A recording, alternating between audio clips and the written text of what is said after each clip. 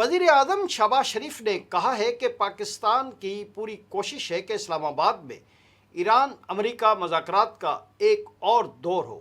बरतानवी अखबार को दिए गए इंटरव्यू में शहबाज शरीफ ने कहा है कि हम दूसरे दौर और मुस्तकिल अमन के हवाले से पुरउम्मीद हैं।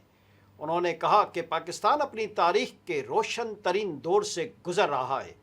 दुनिया में पाकिस्तान को ईमानदार सालिस के तौर पर तस्लीम किया जा रहा है, जिस पर आलमी क़यादत को मुकम्मल एतमाद है। वज़ीर आज़म ने मज़ीद कहा कि 24 करोड़ पाकिस्तानियों की तरह मुझे भी पाकिस्तानी होने पर फ़ख्र है। इस मौके पर वज़ीर आज़म शहबाज शरीफ ने मुज़ाकरात में फील्ड मार्शल सैयद आसिम मुनीर और वज़ीर ख़ारजा इसहाक़ डार के किरदार की भी तारीफ़ की।